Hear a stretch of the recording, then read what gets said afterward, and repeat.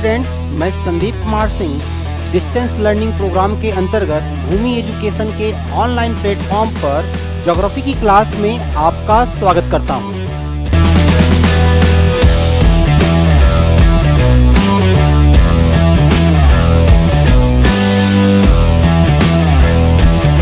इसके पहले की जो क्लासेस आपसे हुई हैं और जो आपको ऐप पर हमारे प्लेटफॉर्म पर आपको जो मिल रही हैं, हमने वहां पर आपसे चर्चा किया हुआ है। इसके पहले ध्यान दीजिएगा, यहाँ पर आप देख रहे हैं ये जो सेक्शन है आपका ITCZ बताया था हमने। ITCZ क्या है? ठीक, जब आप इंडियन मानसून पढ़ेंगे या क्लाइमेट पढ़ेंगे वहां पर, तो आप इसके बारे में पढ़ेंगे वहां पर। ITCZ हम बताते हुए थोड़ा सा चलते हैं हल्का सा। यहाँ पे देखिएगा, ये जो विंड्स हैं आपकी, ये सारी सारी आपकी ट्रेड विंड्स हैं, है ना।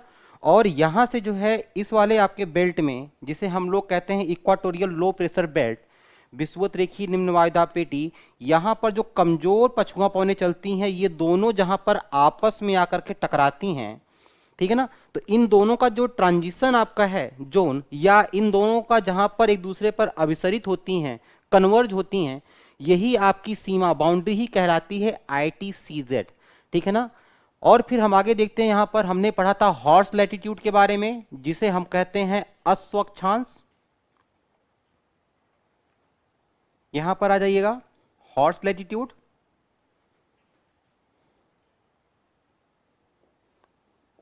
और ऊपर चलते हैं यहाँ पर, तो हम पढ़ते हैं पोलर फ्रंट के बारे में, जहां पर हमने पढ़ा था साइक्लोन, जो कि एक नेचुरल रीजन है आपका, जहां पर पछुआ पवनें और ध्रुवीय पवनें एक दूसरे के आमने सामने आती हैं, कन्वर्ज होती हैं, और हवाएं बड़ी तेजी से घूमती हैं वहां पर, और घूमने से यहाँ पर साइक्लोन्स पैदा होते हैं। ये हमने चर्चा किया हुआ था। लेकिन जो हमारा टॉपिक आज का है वो है विंड्स, पवनें पढ़ रहे हैं। जब पवनें हम लोग पढ़ते हैं तो अक्सर हम लोग ये भी पढ़ते हैं, ठीक, ट्रेड विंड्स या नॉर्थ ईस्ट, है ना, विंड्स, या हम लोग पढ़ते हैं वेस्टर्लीज, या फिर हम लोग पढ़ते हैं पोलर विंड्स या जियोस्ट्रॉफिक्स विंड्स के बारे में। व्यापारिक पवनें, पछुआ पवनें या ध्रुवीय पवनें, ये जो हम पढ़ते हैं पवनें, तो ये हम टॉपिक यहीं पे ही देखते हैं। इसी के अंतर्गत ग्लोब आप देख रहे हैं कुछ, और इस तरीके से इन प्रेशर बेल्ट्स के बीच में का जो जोन है, यही आपकी जो है पवनों की भी बेल्ट है ना, जो विंड्स की आपकी बेल्ट है। अब आते हैं हम लोग यहाँ पे, देखिएगा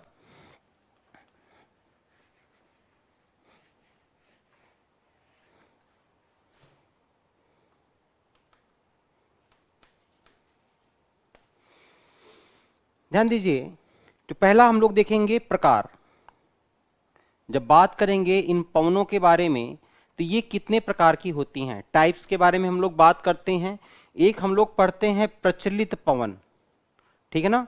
दूसरा हम लोग देखते हैं मौसमी या सामयिक पवन, और तीसरा हम लोग देखते हैं स्थानीय पवन, ठीक है ना। प्रचलित पवन, मौसमी या सामयिक पवन, या तीसरा कौन सा है, स्थानीय पवन। इसको थोड़ा सा और बेहतर समझने के लिए यहां पर आ जाइए, इस वाले फ्लो चार्ट पर। जब आप इस वाले फ्लो चार्ट पे पहुंचते हैं,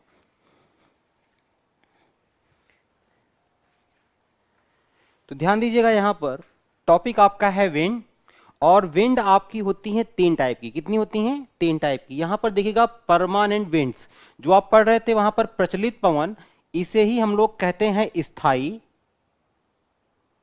या प्रचलित पवन। ये आपकी हो गई, ठीक है ना। ये आपका है पीरियोडिक। पीरियोडिक में आ जाते हैं तो हम लोग इसको कहते हैं मौसमी या सामयिक पवन। और आगे चलते हैं, ये आपकी लोकल विंड्स है, इसे हम लोग कहते हैं स्थानीय पवन। ये पवनों की 3 कैटेगरी है जो कि आपको पूरे ग्लोब पर मिलेगी, है ना। अब ध्यान दीजिएगा, जब हम लोग बात करते हैं स्थानीय या प्रचलित पवन के बारे में, जिसे हम लोग कहते हैं परमानेंट विंड, स्थायी या प्रचलित पवन के बारे में, जिसे हम लोग कहते हैं परमानेंट विंड्स, ये आपकी होती हैं 3 प्रकार की। कितने प्रकार की होती हैं आपकी? ये 3 प्रकार की होती हैं। ध्यान दीजिएगा, पहला आपका ट्रेड विंड, वेस्टर्लीज और पोलर विंड्स। इसे हम लोग कहते हैं व्यापारिक। व्यापारिक पवन, पछुआ पवन, और यहां पर आते हैं तो हम लोग कहते हैं ध्रुवीय पवन। ये आपकी तीन हो गई। कितनी है ये? स्थायी या प्रचलित पवन। ध्यान दीजिएगा, इन्हीं पवनों को हम लोग ग्रहीय पवन भी कहते हैं। जो आप परमानेंट पढ़ रहे हैं, इन्हीं को हम लोग ग्रहीय प्लैनेटरी विंड्स भी कहते हैं। ये इनके अलग अलग नाम हैं, क्योंकि इन हवाओं का प्रभाव पूरे ग्रह पर होता है, पूरे संपूर्ण ग्रह पृथ्वी पर फैली होती हैं। दूसरी चीज, ये जो है परमानेंट होती हैं, स्थायी। स्थायी मतलब ध्यान दीजिएगा, वर्ष भर जब बात करेंगे थ्रू आउट ईयर, ये तीनों पवनों के बारे में। आशीष, ये हट जा रहा है कैसे? डेल आ जाता है, क्रॉप करो। तो हम देख रहे हैं यहां पर जो परमानेंट विंड्स हैं, जिन्हें हम लोग प्लैनेटरी विंड्स कहते हैं या जो प्रचलित पवन कहते हैं, ये ऐसा क्यों है? ध्यान दीजिएगा, जब रीजन की हम लोग बात करते हैं क्यों के बारे में, तो ये जो तीनों विंड्स आप देख रहे हैं यहां पर, व्यापारिक, पछुआ और ध्रुवीय, तो ध्यान दीजिए, ये चूंकि परमानेंट विंड्स हैं, इन्हें हम लोग स्थायी पवन कहते हैं। स्थायी पवन। स्थायी पवन क्यों कहा जाता है? क्योंकि इसके पीछे भी कारण है। स्थायी पवन कहने के पीछे भी क्या है? कारण है। कारण क्या है कि ये जो तीनों पवनें हैं, trade winds, westerlies and polar, ये जो है वर्ष भर चलती हैं। क्या है ये? वर्ष भर चलती हैं। पहला पॉइंट। ठीक। दूसरे पर आते हैं, अगर हम देखते हैं इन पवनों की जो दिशा होती है, वर्ष भर एक ही दिशा में चलती हैं। जो इनका डायरेक्शन होता है पूरे साल भर, वो एक ही रहता है। ध्यान दीजिएगा, वर्ष भर एक ही दिशा में चलती हैं। पहली बात। ठीक। दूसरे हम तीसरा जो देख रहे हैं पॉइंट, जो इन पवनों का प्रभाव होता है वो संपूर्ण ग्लोब पर चलती हैं। संपूर्ण ग्लोब पर।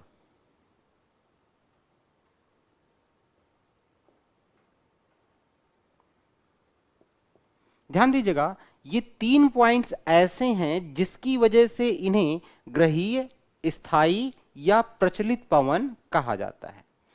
अगले पर हम लोग देखते हैं, अगर ये जो आप बात कर रहे हैं मौसमी या सामयिक पवन के बारे में, जिसे हम लोग कहते हैं पीरियोडिक विंड्स, ये पवनें जो हैं कुछ समय के लिए चलती हैं, फिर बंद हो जाती हैं, फिर चलती हैं, फिर बंद हो जाती हैं। या तो ये कभी इनकी जो दिशा है वो एक जैसी नहीं होती है, ये वर्ष भर नहीं चलती हैं, इनकी दिशा वर्ष भर क्या होती है? बदलती रहती है, दिन में भी बदलती है और वर्ष के हिसाब से भी बदलती रहती है। ध्यान दीजिएगा, जब हम लोग मौसमी के बारे में बात करेंगे यहां पर, तो यहां पर आइएगा, इस मौसमी के अंतर्गत हम लोग पढ़ते हैं मानसूनी पवनें, मानसूनल विंड्स।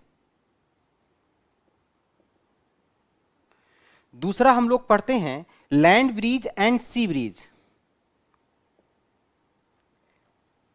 स्थल समीर और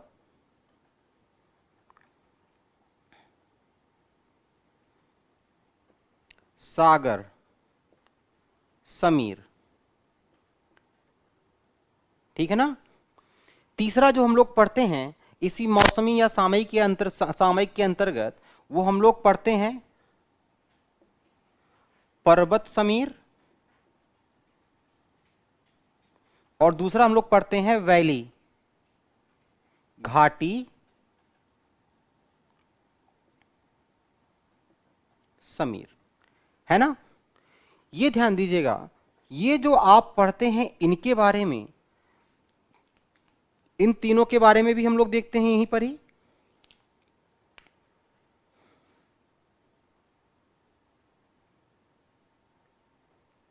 यही वाला हिस्सा है आपका, ये तीनों विंड्स। इन्हें मौसमी या सामयिक क्यों कहा जाता है? पहली बात अगर हम देखें, ये किसी ऋतु विशेष में चलती हैं।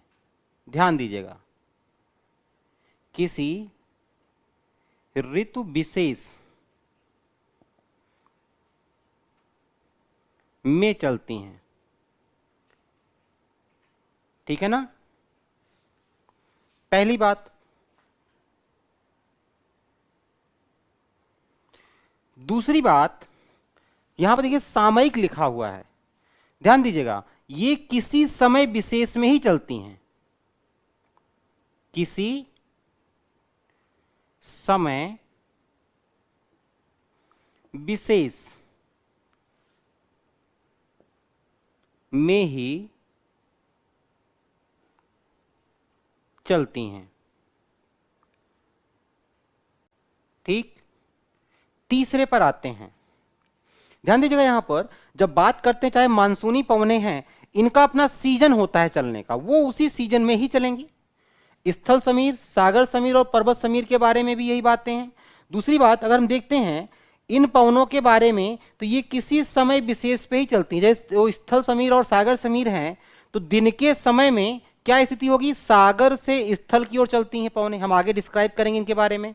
और जो रात का समय होता है, वैसी स्थिति में स्थल से सागर की ओर, तो समय क्या हो जा रहा है, बदल जा रहा है।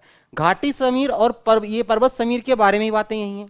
दिन के समय में हवाओं की दिशा कुछ और रात के समय में दिशा क्या हो जाती है, बदल जाती है। तो समय विशेष, ठीक, या तो ऋतु का अनुसरण करेगी, या तो वो क्या करेगी, किसी समय का अनुसरण करेगी। लेकिन तीसरे पॉइंट पर आते हैं, जो इनकी दिशा होती है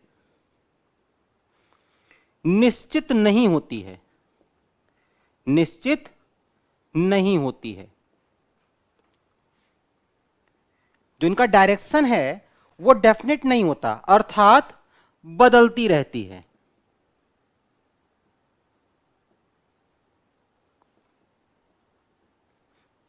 बिल्कुल कह सकते हैं हम लोग, जो दिशा है वो निश्चित नहीं होती है या फिर बदलती रहती है, पहली बात। दूसरी चीज ये है, यहीं पर देखिएगा, ये किसी क्षेत्र विशेष में ही चलेंगी, किसी क्षेत्र विशेष में ही चलती हैं। ध्यान दीजिएगा, इन दोनों में अंतर क्या है, अगर हम अंतर देखें दोनों में, जैसे पहली बात करते हैं, यहां पर वर्ष भर चलती हैं, तो ये पवनें वर्ष भर नहीं चलती हैं। क्या होता रहता है, बदलाव होता रहता है। वर्ष भर एक ही दिशा में चलती हैं, नहीं, इनकी दिशा क्या होती है, बदलती रहती है। संपूर्ण ग्लोब पर चलती हैं, नहीं, ये किसी क्षेत्र विशेष में ही चलती हैं। क्लियर हुआ यहां पर?